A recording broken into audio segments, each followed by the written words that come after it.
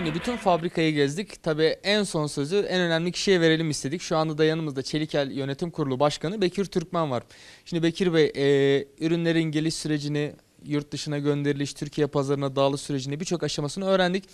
Hem bir genel toplayalım istiyoruz, hem Çelikel'in neler yaptığını en yetkili ağızdan bir öğrenelim istedik. Sözü o yüzden size vermek istedik.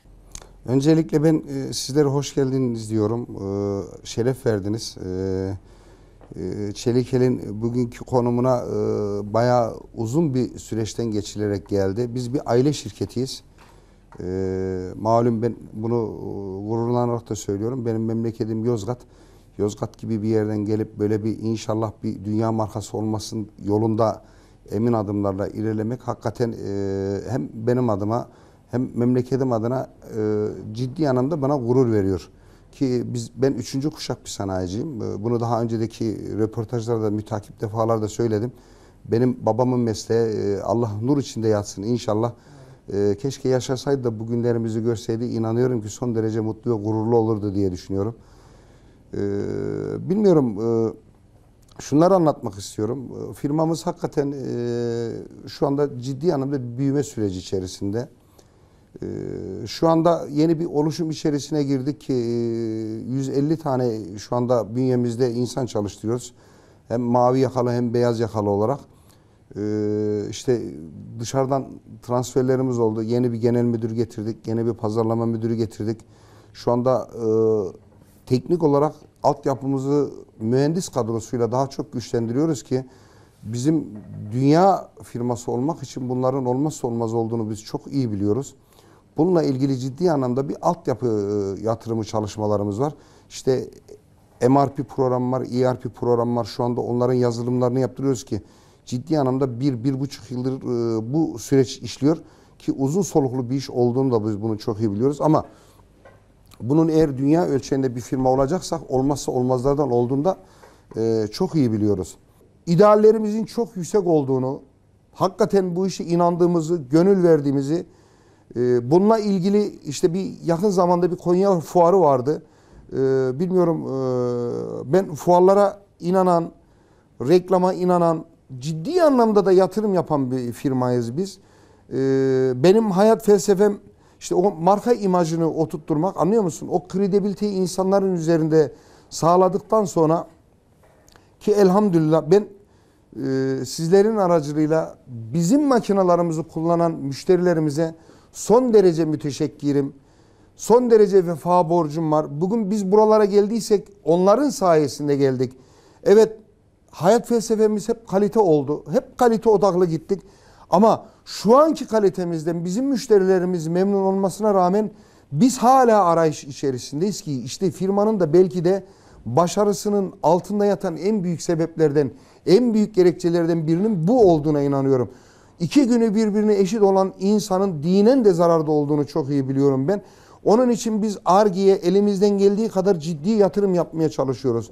Elimizden geldiği kadar teknolojik makine parkımızı genişletmeye çalışıyoruz. Şunu gururla, iftiharla sunuyorum ben ki, belki inanmıyorlar birçok insan ama benim fabrikamda kira, oturduğumuz evler de kira.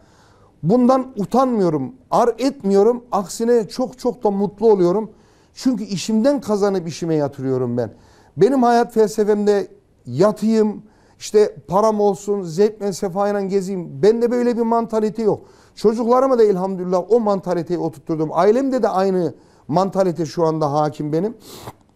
Çünkü yine söylüyorum, bu memleketin üretmekten başka hiçbir problemi yok.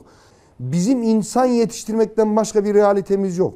Onun için biz şu anda bütün eforumuzu, bütün gücümüzü kaliteli insanlara odakladık. Ekibimizi de aynı bizim bu ideallerimize inanan bir ekip, takım arkadaşlarıyla oluşturmaktan başka bir realitemizin olmadığını çok iyi biliyoruz.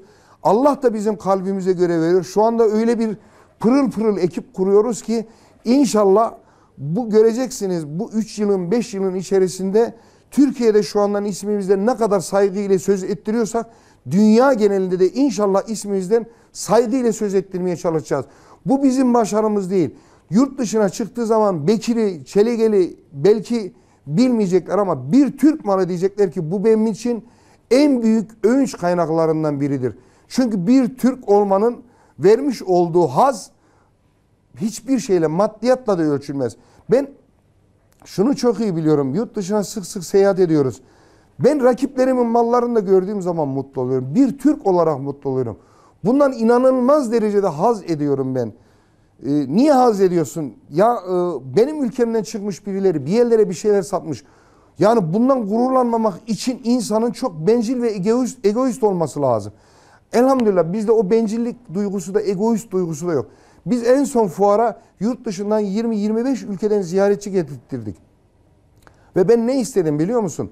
Benden almasın gitsin, rakibimden alsın, meslektaşımdan alsın. Bu ülkeye bir takım değerler kazandıralım, bir döviz kazandıralım. Çünkü bu fabrikada benim şahsi malım değil. Bu fabrika 77 milyonun fabrikası. Diğer fabrikalarda aynı şey. Bugün sahipleri bunlar olabilir. A olabilir, Ahmet olabilir, Mehmet olabilir ama neticede bu tip işletmeler bu ülkenin birer gerçeğidir. Yani bu ülkenin malıdır. Biz buranın tapusunu alıp da herhangi bir yere götürme gibi bir lüksümüz yok. Hiç kimsenin öyle bir lüksü yok. Onun için bizim hayat felsefemiz bu. Bizim düşüncemiz bu. İnşallah bir değil binlerce dünya markası çıksın ki bu memleketin refah seviyesi yükselsin. Ama bunun altyapısındaki geçen realite nedir biliyor musunuz? İnsana yatırım yapmamız lazım. Yarına belki Rabbim elimizden alacaktır. Onun için biz insanlara da davranırken yarın düşeceğimiz durumla ilgili de o insanların nasıl yüzüne bakarızın hayat felsefesi olarak biz insanları sürekli hep kucaklamaya çalışıyoruz. Kesinlikle büyüklenmek, gururlanmak bizim haddimize değil. Benim haddim olmadığı gibi benim elemanlarım da haddine değildir. Müşteri benim veli nimetimdir. Rızkımdır. Bütün biz rızkımızı o insanların üzerinden kazandığımızı çok iyi biliyoruz. Ve bunlara da ben sürekli elemanlarıma sık sık ikrar ediyorum, tekrarlıyorum. Bakın arkadaşlar bunlar bizim veli nimetimiz. Biz şımarırsak, biz onları el üstünde tutmazsak yarın Allah bize bu verdiklerini çok kısa zamanda da geri elimizden alabilir. Onun için benim müşterim benim başımın tacı. Benim tüketicim benim başımın tacı. Biz para odaklı değil, hep hizmet odaklı çalıştık. Ki bugünlere bizim gelmemizin belki de en büyük sebeplerinden biri bu. Bilmiyorum müşterilerimizde aramızda o kadar sıcak duygular var ki.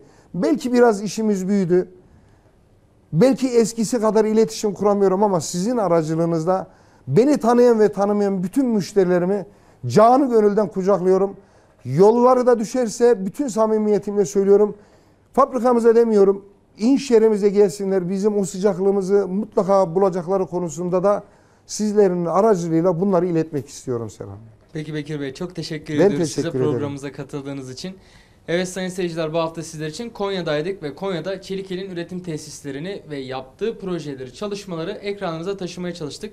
Farklı bir Tarımın Yıldızları programında tekrar görüşmek üzere diyerek şimdilik hoşça kalın.